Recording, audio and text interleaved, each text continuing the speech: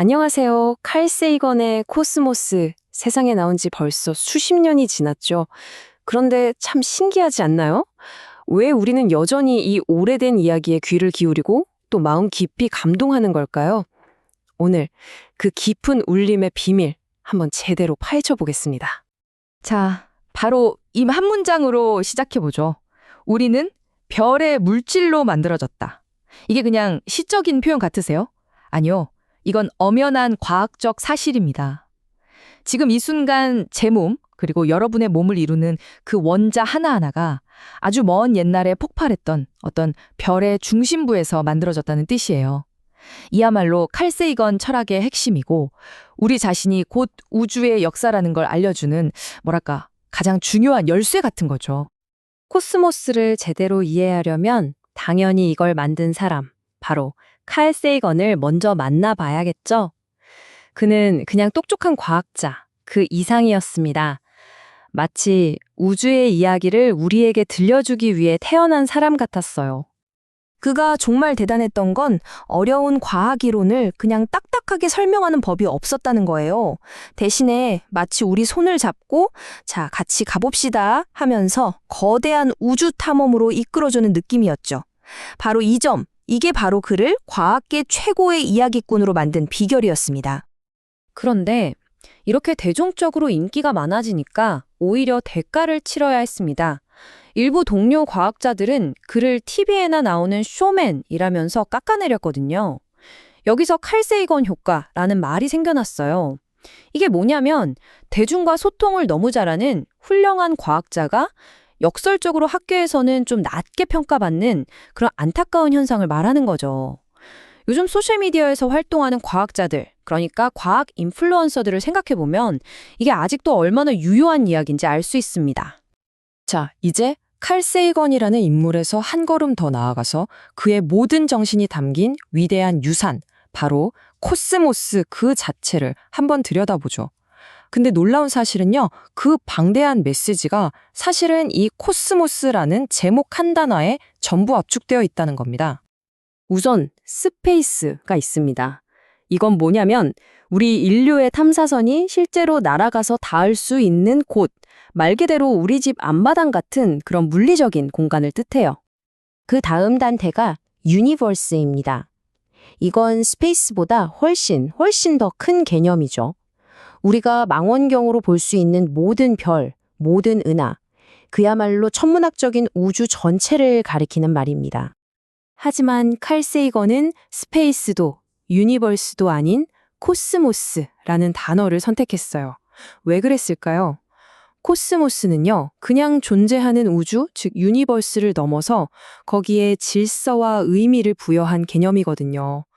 완전한 무질서, 즉 카오스의 반대말인 거죠. 그리고 그 질서 속에서 우리 인간의 위치는 어디쯤일까 고민하는 그 철학적인 탐구까지 모두 포함하는 정말 깊은 단어입니다. 자, 이 거대한 코스모스 안에서 우리가 얼마나 작은 존재인지 실감하게 해주려고 칼 세이건은 정말 기가 막힌 비유를 하나 만들어냈습니다. 바로 시간 자체에 대한 우리의 인식을 그냥 통째로 바꿔버리는 그런 아이디어였죠. 바로 우주달력이라는 건데요. 한번 상상해 보세요. 138억 년이나 되는 우주의 전 역사를 딱 1년 365일짜리 달력 하나에 압축시키는 겁니다. 이 달력에서는요, 단 1초가 현실의 438년과 같아요. 어마어마하죠? 자, 이 타임라인을 한번 보세요. 1월 1일에 빅뱅이 꽝 하고 터지고 우리 은하가 생기고 태양계가 만들어지는데 거의 9월까지 걸립니다. 공룡이 나타나는 게 크리스마스고요. 그럼 인류는요? 인류의 모든 기록된 역사는 어디 있을까요?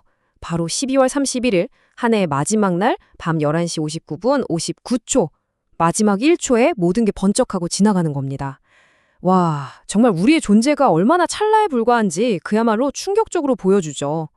그리고 이제 칼 세이건이 우리에게 전하려던 메시지의 가장 감동적인 부분, 그 절정으로 가보겠습니다. 이 우주적 관점이라는 게 뭔지 단 한 장의 사진으로 모든 걸 이해하게 만드는 바로 창백한 푸른 점 이야기입니다. 때는 1990년 탐사선 보이저 히로가 태양계를 거의 벗어나고 있었어요. 이제 맡은 임무는 다 끝났고 배터리를 아끼려고 카메라를 영원히 꺼야 하는 순간이었죠.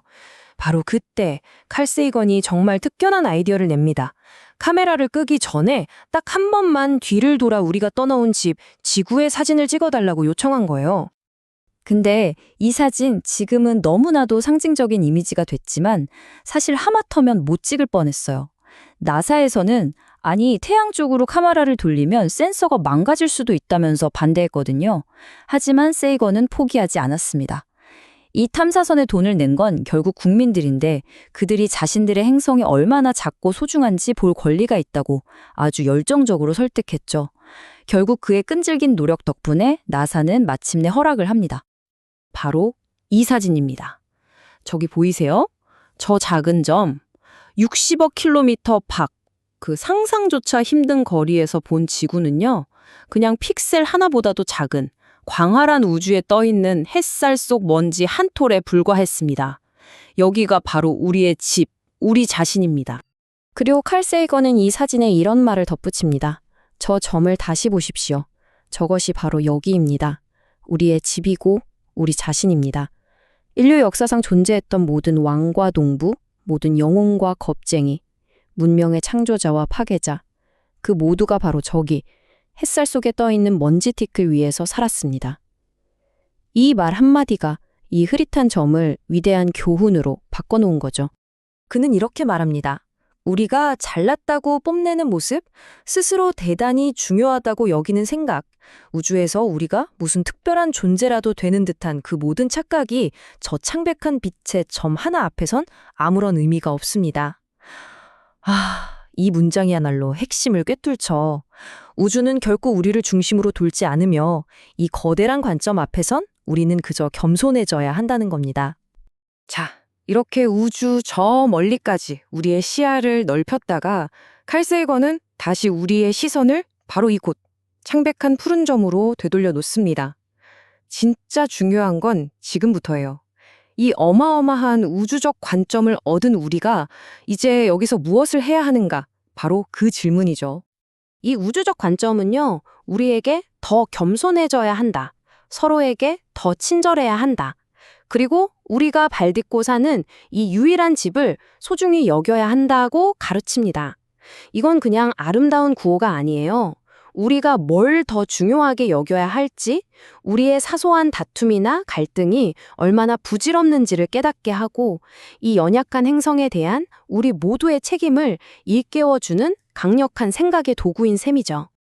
그래서 결국 칼 세이건의 이 모든 이야기는 우리 한 사람 한 사람에게 이 궁극적인 질문을 던지고 있는 겁니다. 만약 우리 모두가 이 작고 연약한 세상에 사는 일시적인 거주자일 뿐이라면 대체 우리는 어떻게 살아야 하는 걸까요?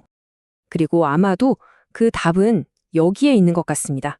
우리처럼 작은 존재들에게 이 광대함은 오직 사랑을 통해서만 견딜 수 있다. 이 광활한 우주 속에서 느끼는 어떤 근원적인 외로움, 그 거대함 앞에서 우리가 기댈 수 있는 건 결국 우리 서로가 나누는 온기, 바로 사랑이 아닐까 하고 말이죠.